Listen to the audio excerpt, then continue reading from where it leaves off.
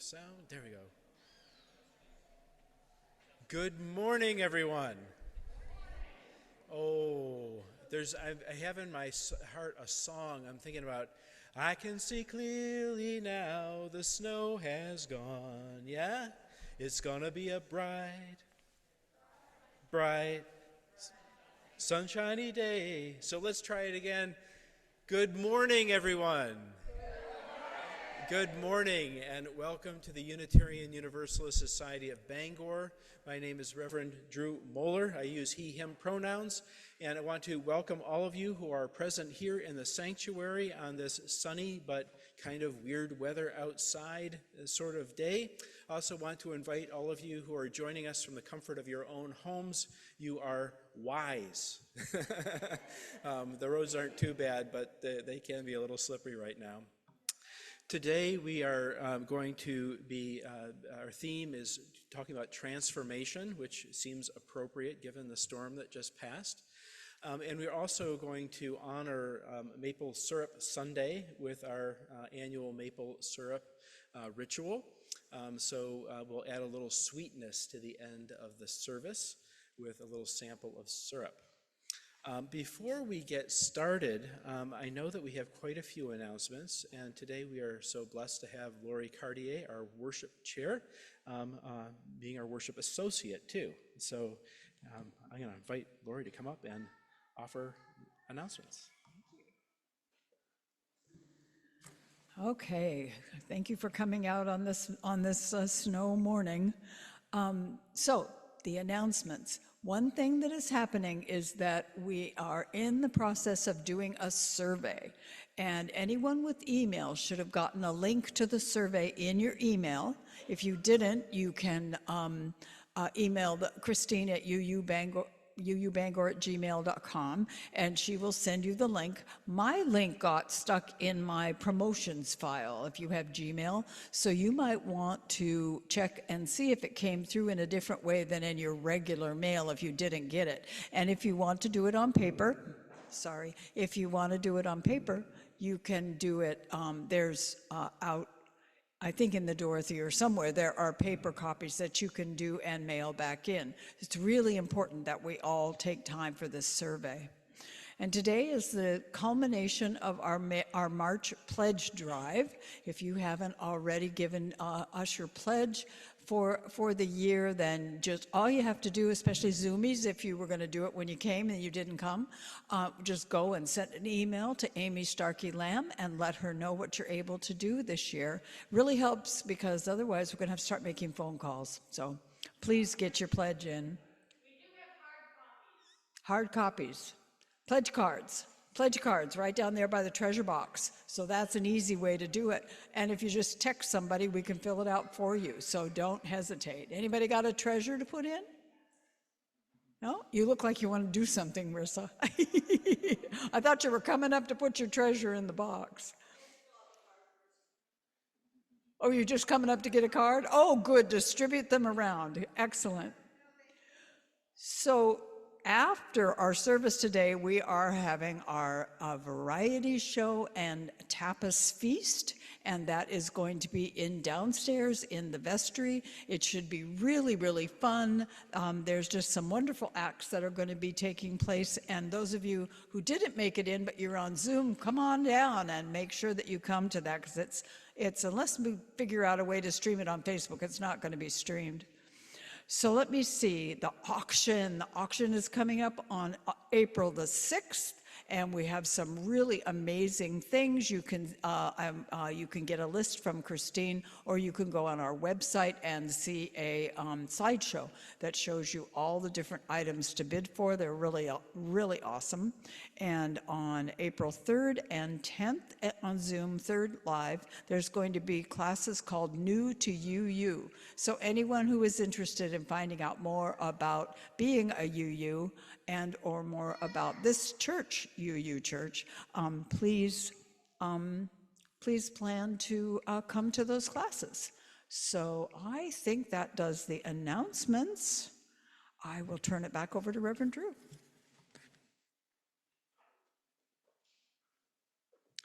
Thanks, Lori. And I also wanted to add to the specialness of our service today.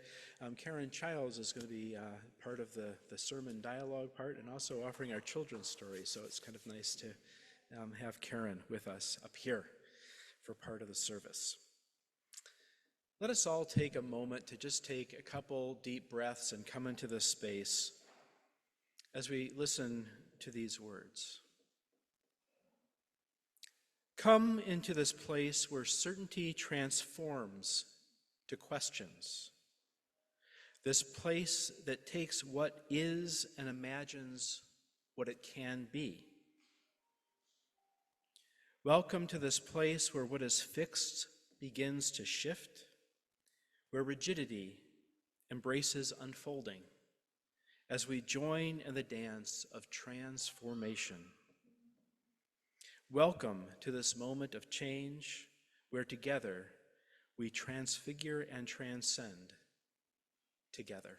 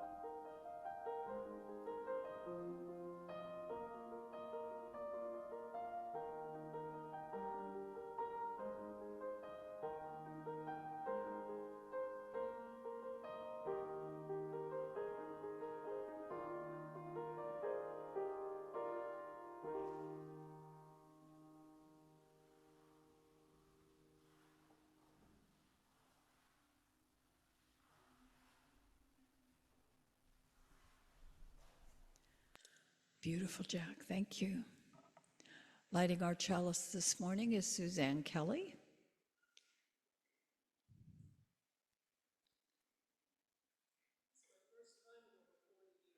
Say again. Oh, it's time. So as she lights the chalice, I will recite these words from Betts Winnicky.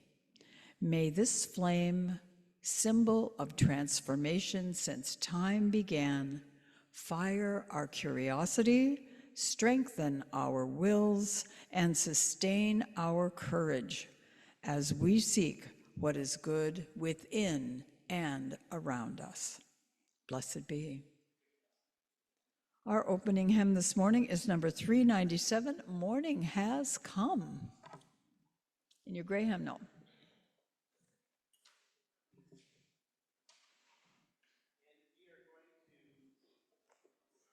That is not it. Go by the hymnal. I seem to have had, I think my retreat has got my mind a little bamboozled, but somehow I obviously left the words to that song out, but it's around. It's really simple, so look in your gray hymnal. It's morning has come, night is away, rise with the sun and welcome the day. We're going to sing it through once, and then we'll break it into a round. I would love to have some help if we have some people from choir who want to help with breaking it up, but I'll do the first part and then the second group here. Yep, 397 in the gray hymnal, which almost looks black. Dark gray hymnal. So we'll play it through once, and then we'll break it into the three parts.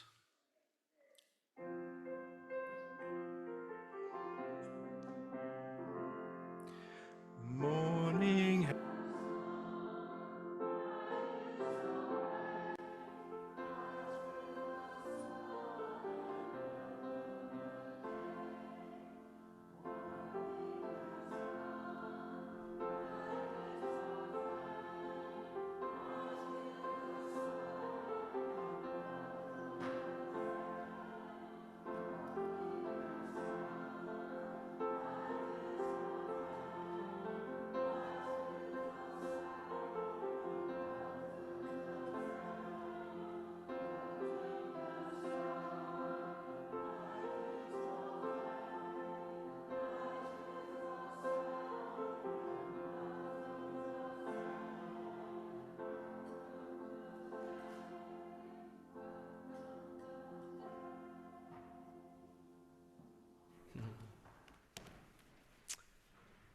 Thank you for that.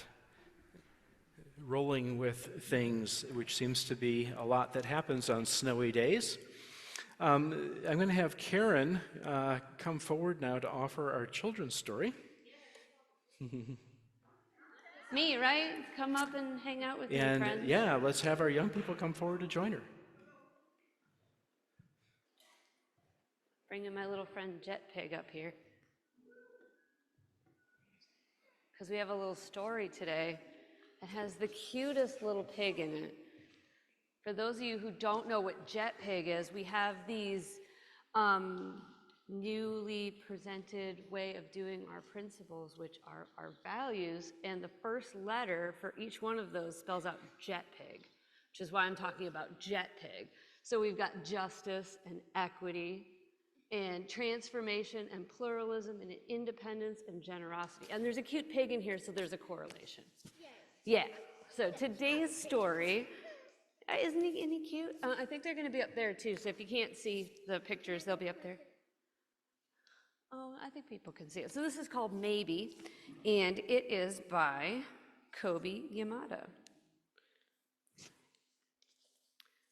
Okay, are we ready? Have you ever wondered why you are here? You guys gonna just look up there, and then I can just read? It's true, you're right. Have you ever wondered why you are here? You are the only you there ever has been or ever will be. You have so much to offer.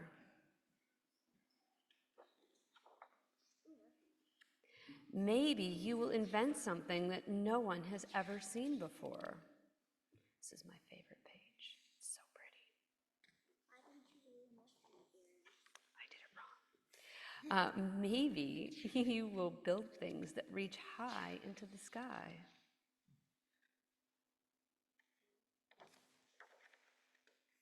Your life is yours. Try as many things as you can try. See as much as you can see. Wherever you go, take your hopes, pack your dreams, and never forget. It is on journeys that discoveries are made.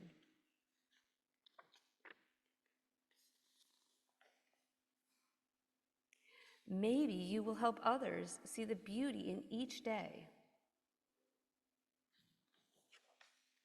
Or maybe you will lift cheering crowds onto their feet.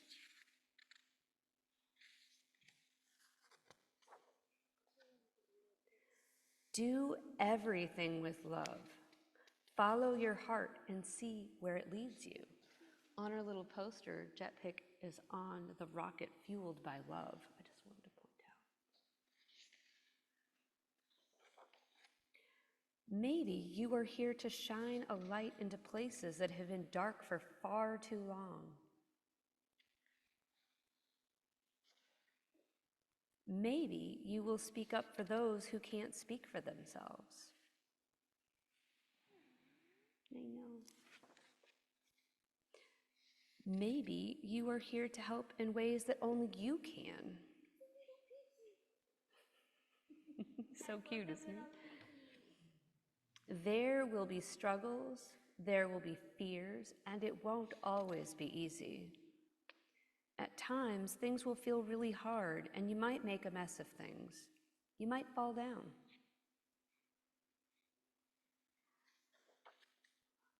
You might fail.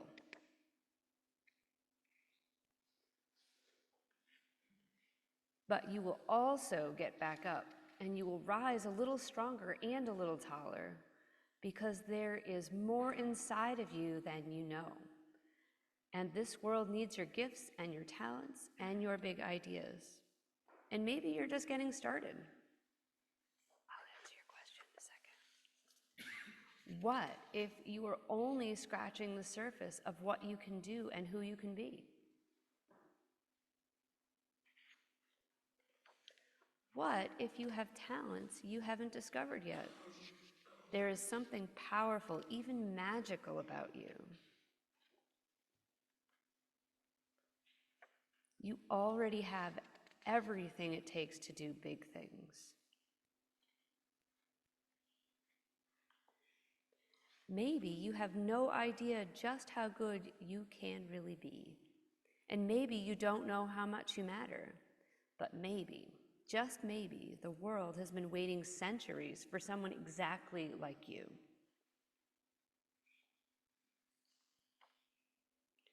One thing is for sure, you are here, and because you are here, anything is possible.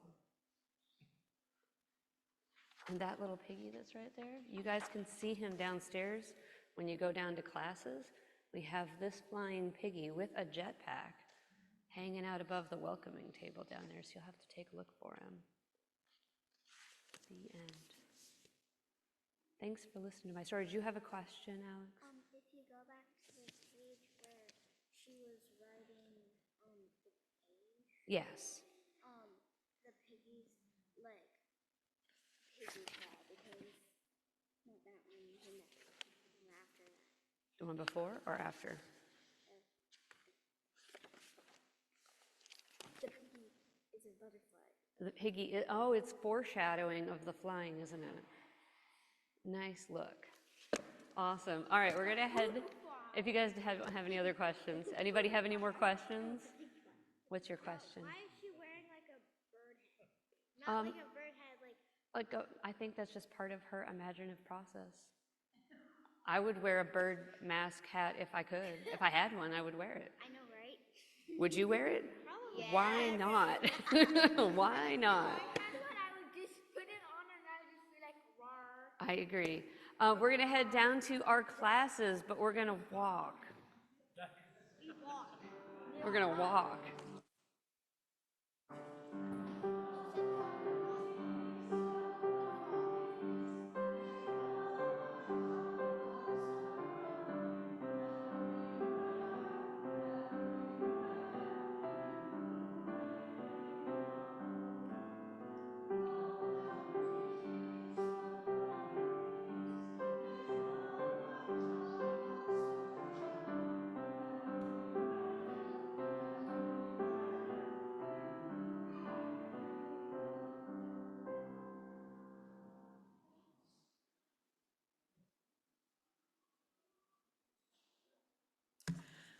Now is the time in our service where we pass the plates and share our abundance.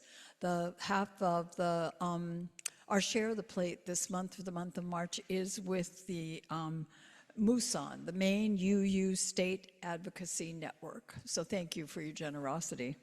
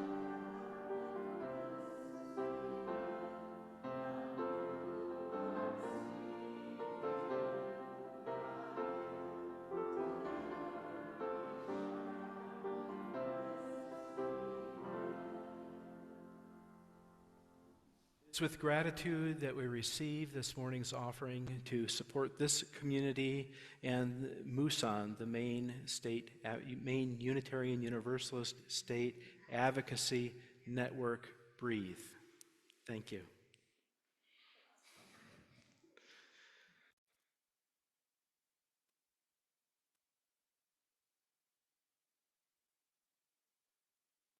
And Karen, is she back up yet? She was going to come right back up.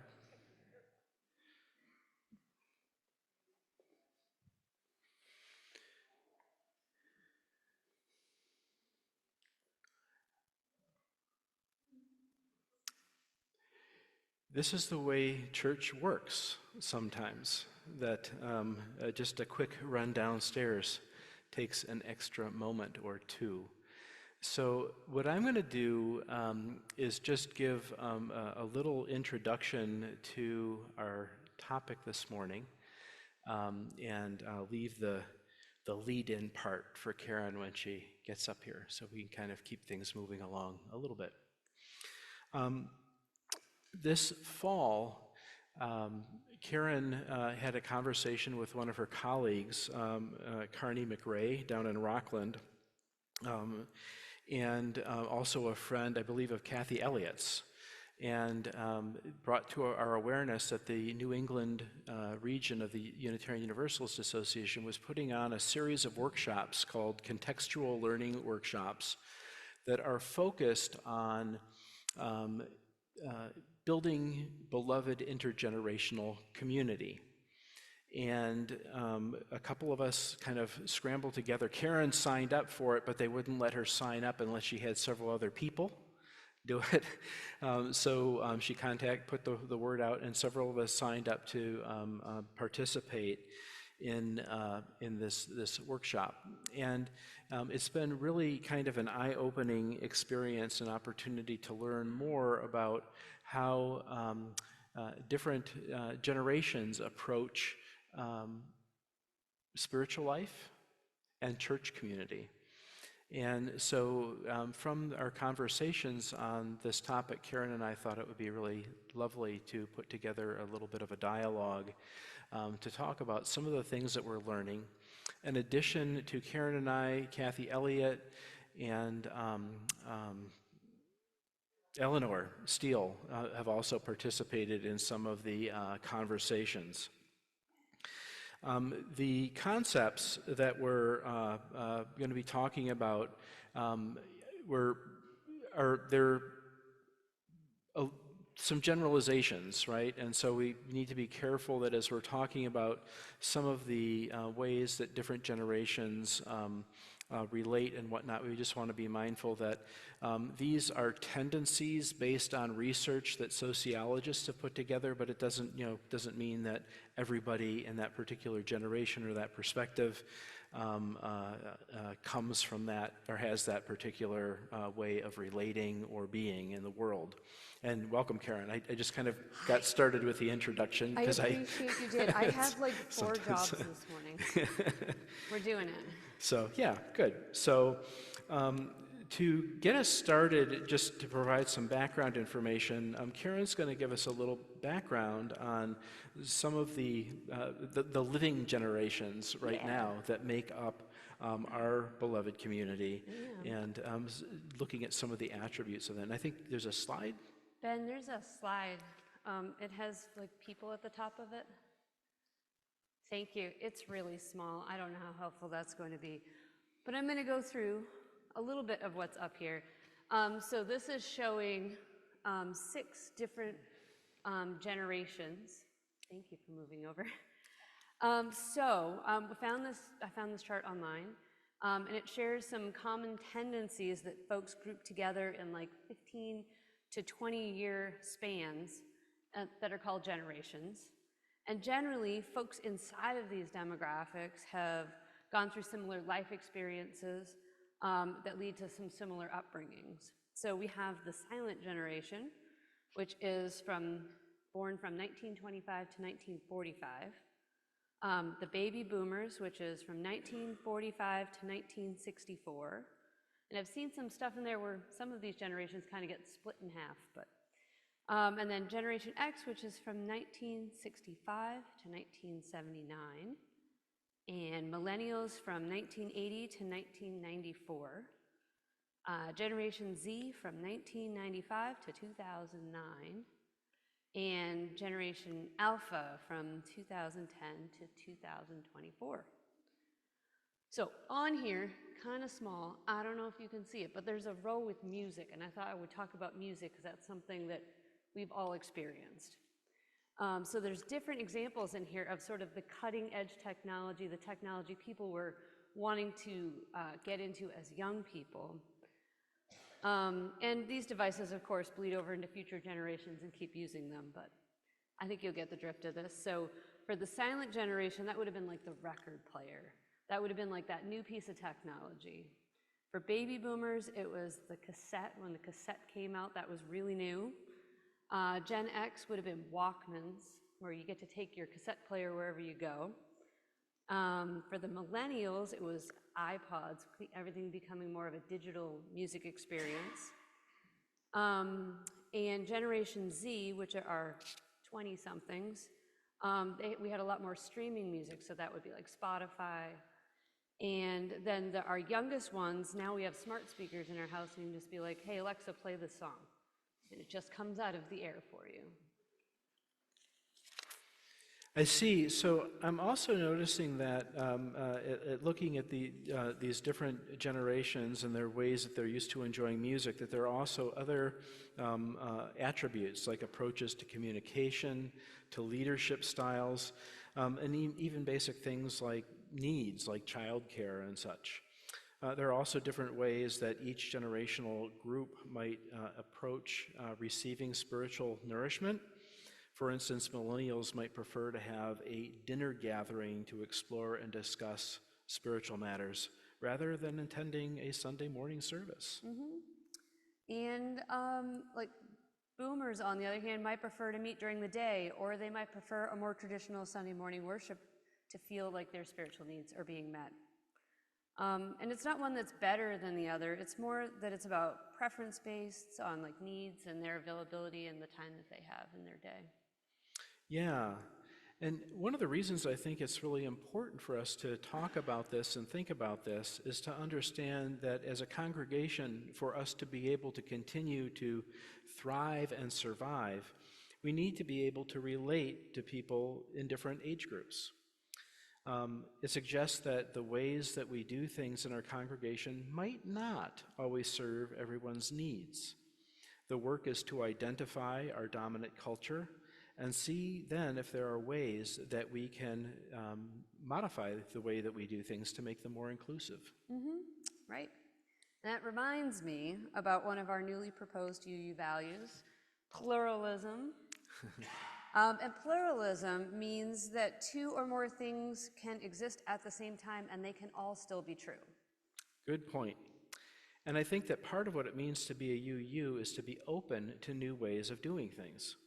Sometimes trying to be inclusive takes more work, but being sensitive, intentional, and inclusive creates more opportunities to learn, to grow, and to adapt.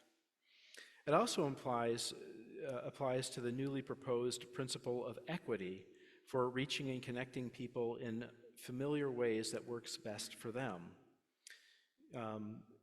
Quote, when we are all provided with the tools that we need to succeed, we engage people in a way that allows them to bring their best gifts forward. And Drew, I think you're right, but they're calling the new articles, they're calling them values and not principles. Oh, right, yes.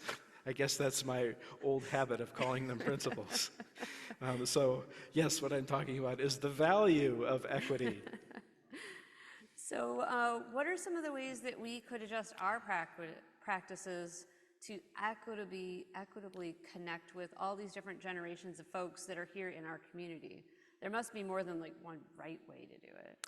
Yeah, I think that's true. And I know I've got some ideas, but I was actually thinking about perhaps grabbing the portable microphone and seeing if there's some folks in the congregation who might have some thoughts about different ways that we might engage people from different generations. So as hands are going up, I'll grab the microphone.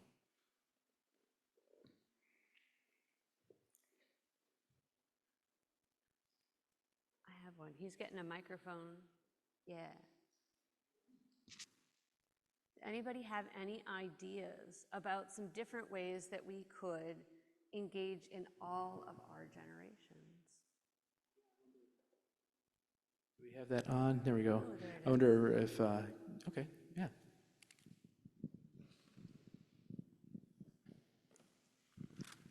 I know for me, trying to bring my littles to church is a real challenge, especially the littles. This is a huge place, and they can fall down the stairs and down from up here. And if people were just more aware to grab somebody if they look like they're falling, it would be very helpful to me.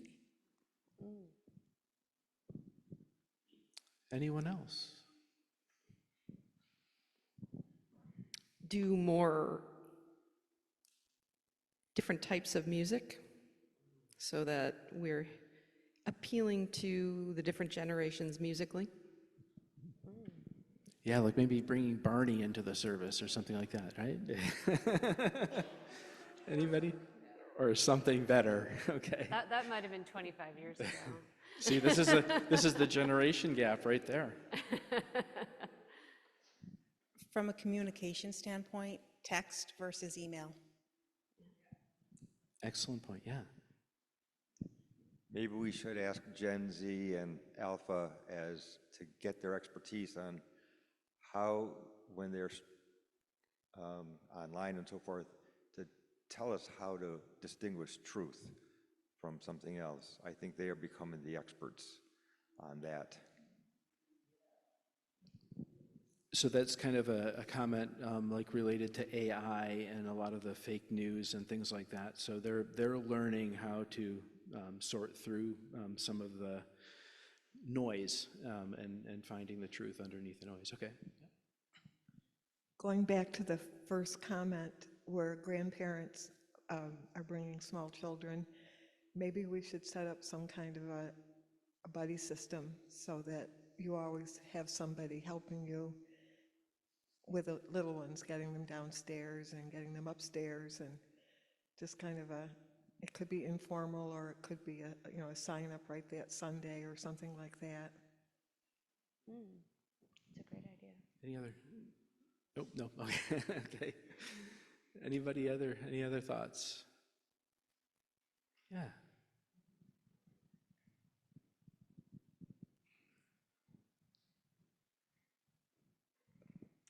It seems like the younger folks, they do a lot of chatting online, and I don't know if there's a way to form smaller sort of virtual communities where if perhaps younger folks don't feel like they want to come into this space, but maybe want to engage with each other, or even intergenerationally through, chat groups or that kind of thing. Maybe they'd be into that. Wonderful, wonderful. Good one for that would, for at least my oldest over there, would be something on Discord. So this is a program or an interface? That was the word I was looking for, Discord. thank you. I actually Discord. started a Discord community, but I haven't done anything more with it because I honestly don't know that much about it.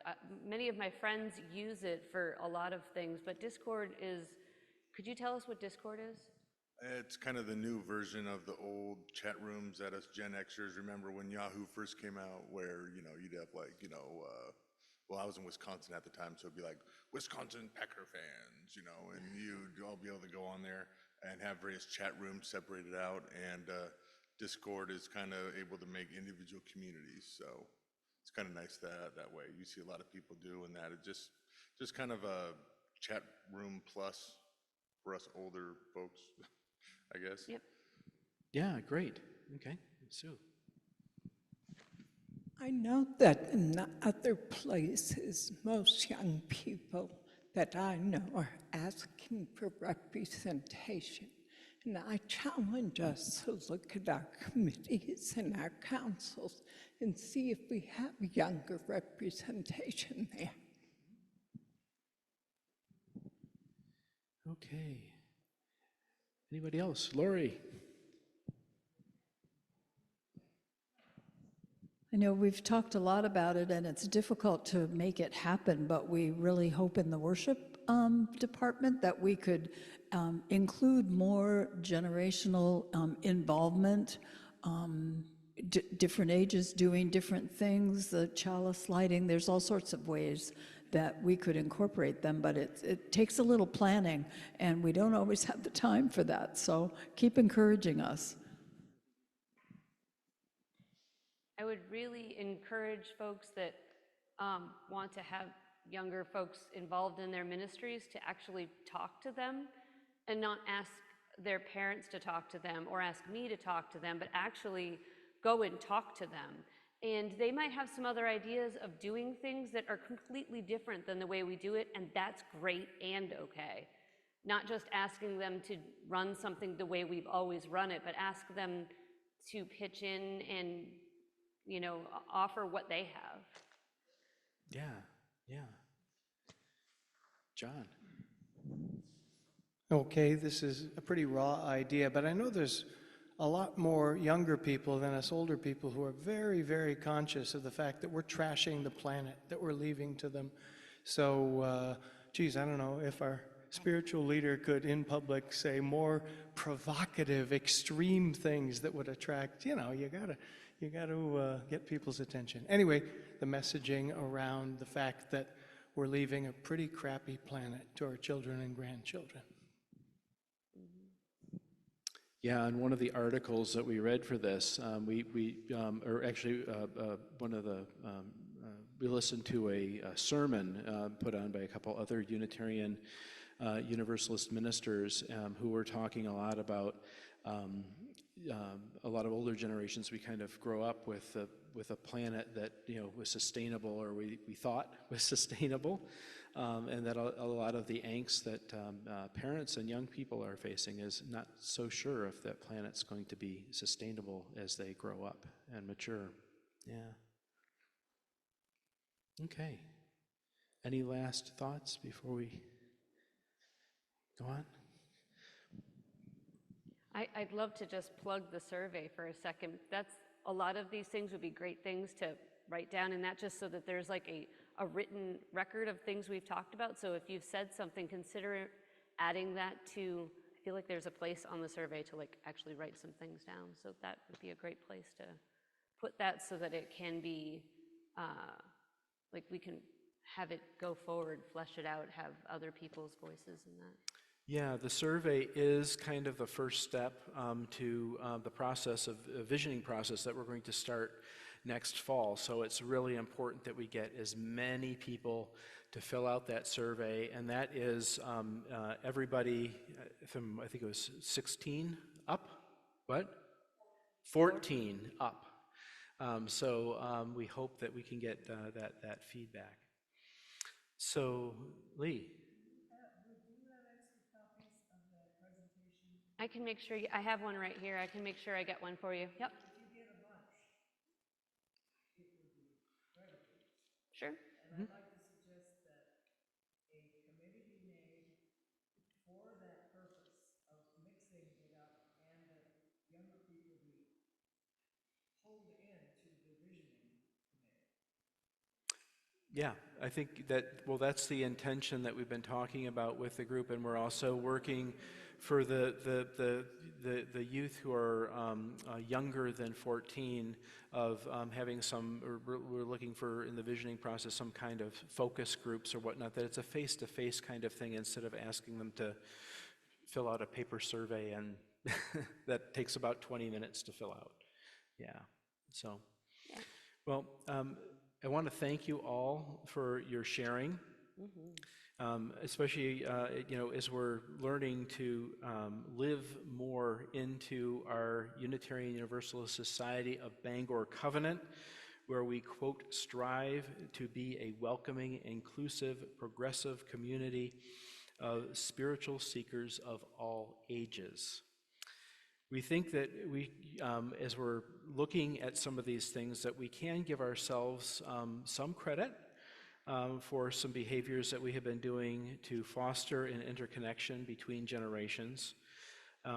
Some of it has, some of the things that we're doing now that helps create some more interconnection are things that happened because of COVID. We were forced to, like being able to stream the service out to other people who might not be able to come on Sunday mornings because of childcare, or it's the only time they can hang out as a family together. And as we head into the future, especially with our visioning process next fall, I think that it is wise to hold this topic of intergenerational community as an ongoing focus of that learning opportunity. We don't have all the answers, but we need to keep dialoguing. The challenge is to listen, to ask, and to allow that sharing so that it can influence our thinking into the future. It also provides us with a really great opportunity to reflect on why do we do things in certain ways?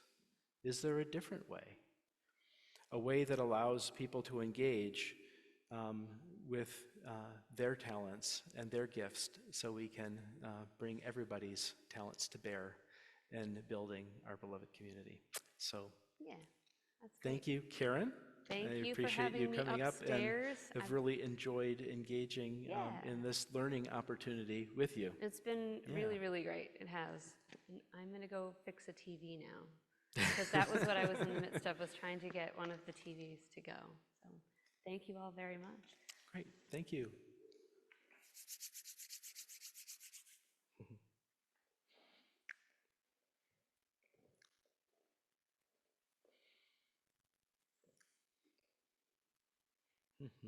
I need a third hand.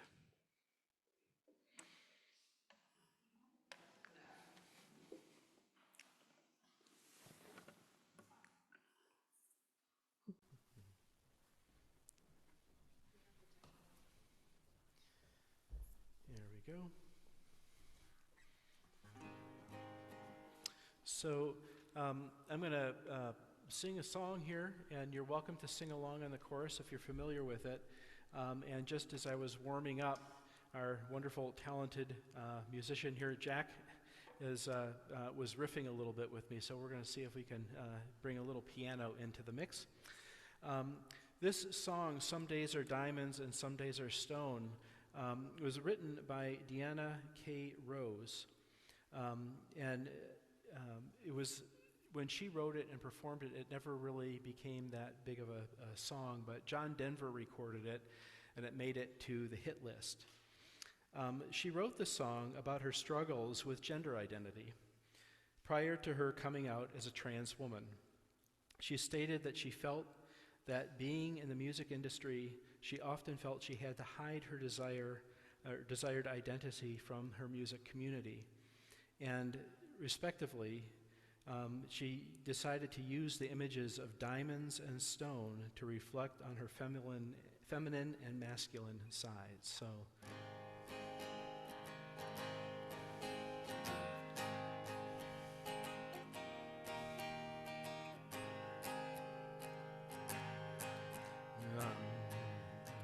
Let me just get my, you know how you get up there and sometimes the words pop out of your brain.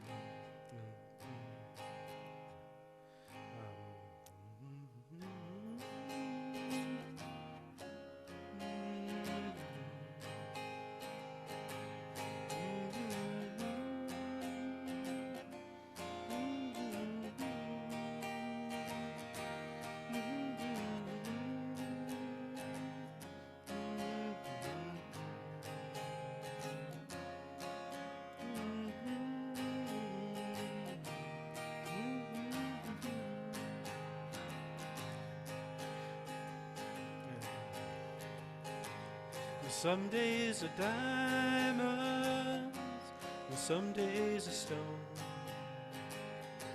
Sometimes a hard night won't leave me alone.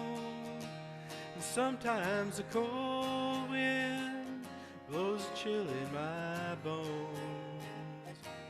Some days are diamonds,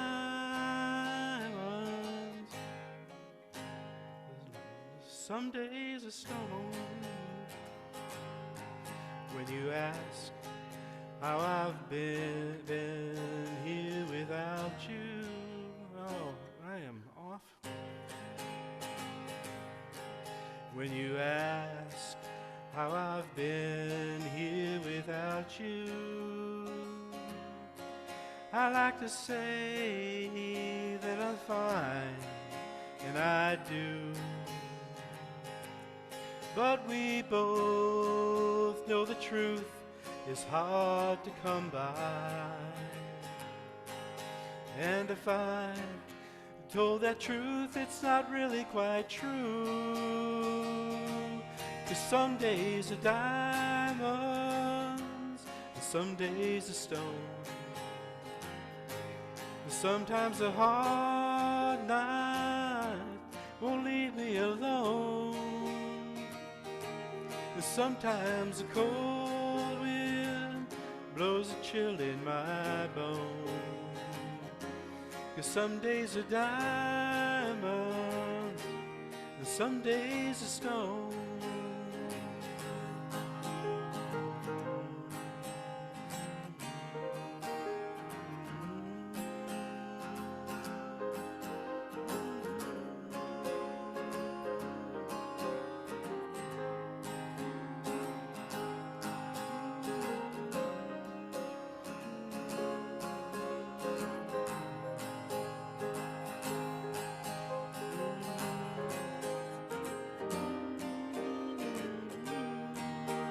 So sing along. Some days are diamonds, some days are stone.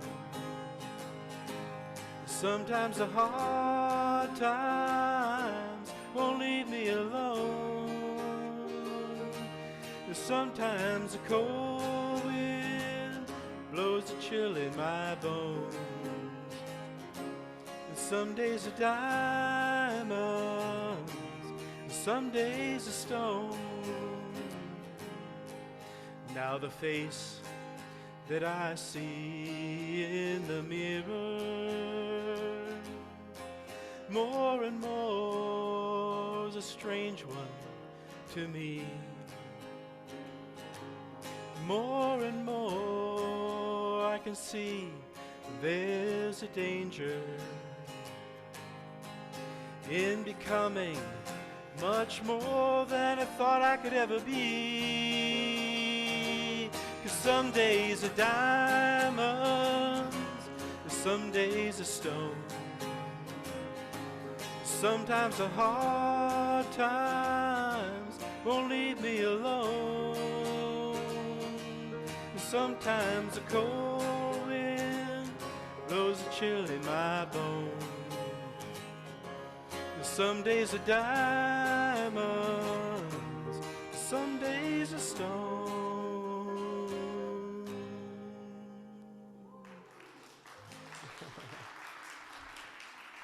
Thank you.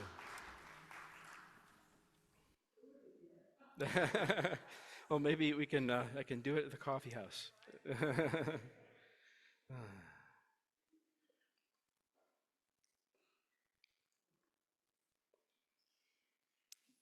Okay, so now we're going to move into our maple syrup.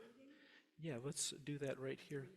Yeah, no, we're going to do it right by the. Oh, okay. Face this way. So I we'll on? move into. Can you hear me? Yep, I think so. Is it okay? So we'll move into our maple syrup that we have right here. Do you and want me to do the entering reading into, first? Yeah, we're going to do the reading together. Yep. Oh, go ahead then. So we gather today, this first Sunday of spring, to remind ourselves that the periods of dormancy and winter are now called into the transformation of spring. We feel the promise of spring coming after the tease of warmer spring weather and the hesitancy of winter to let go through the falling of early spring snows.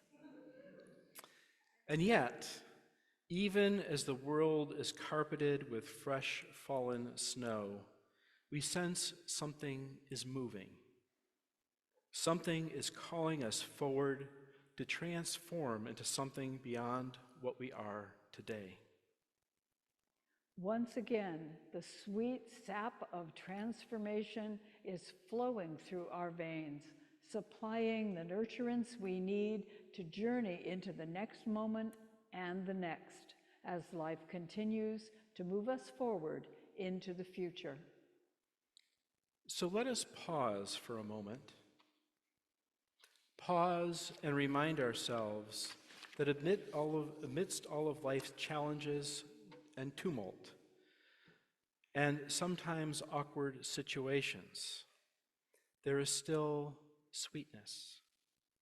Sometimes it takes an effort to boil down our moments of change and let them simmer a little bit before their sweetness can be discovered.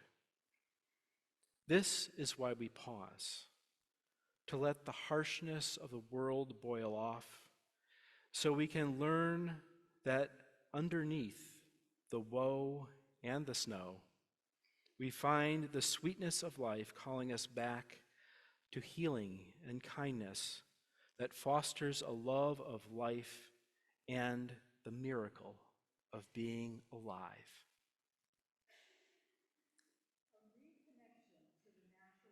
World that is our mother and teacher, a calling back into the reality that all change and all transformation are something we co-create together through our interconnectedness to each other and through nature to serve the whole. Blessed be. Amen. So in a moment, we're going to have our eager volunteers come forward and distribute our maple syrup, one of these beautiful communion sets that come from our ancestors. But before we do, I'm going to offer a blessing on the sap. Please join me in the spirit of meditation and prayer. Spirit of life and love and nature, we gather on this spring day with freshly fallen snow on the ground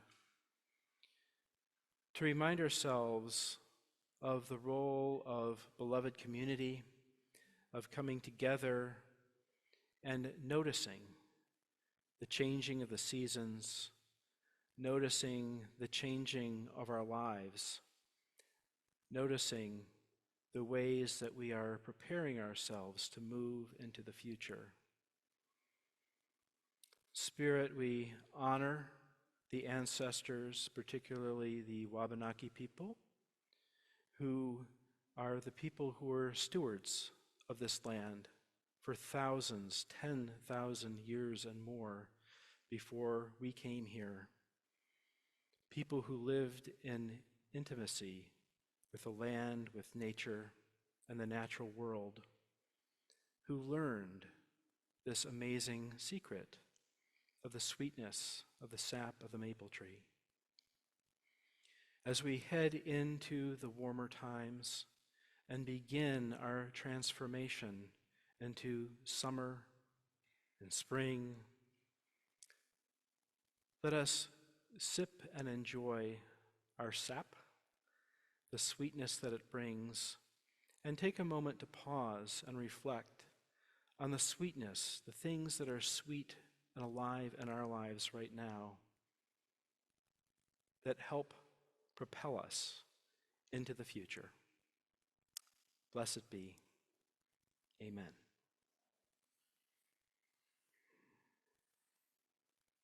So,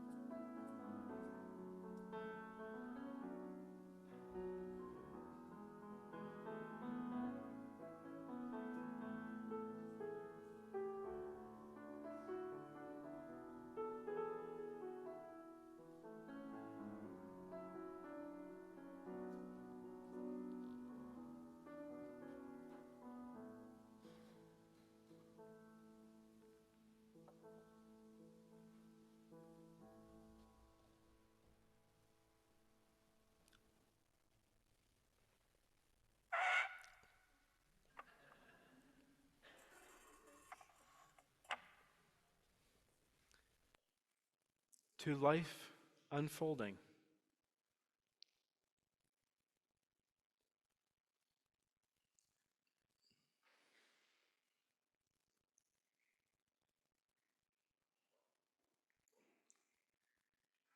Ah, that's good. The maple syrup came from one of our members who lives in Toronto, Vivian, that she sent us last year. So it's aged sap. I now invite you all to join in singing our closing hymn, Selmos el Barco. The words will appear on the screen. The song is not in the hymnal, so we'll sing through, and at the very end, we'll finish with a refrain. So please rise in body or in spirit as you are willing and able.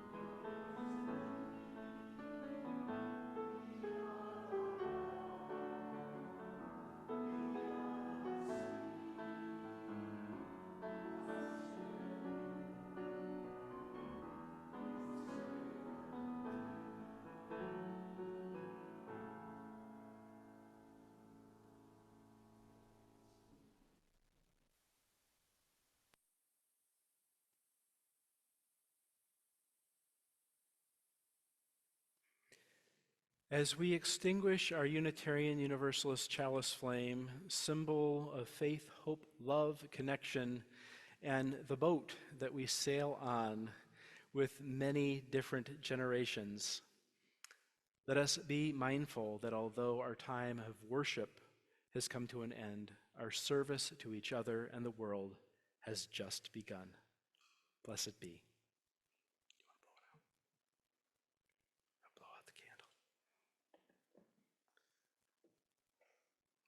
Thank you. I now invite you all to remain standing and to join in singing our benediction.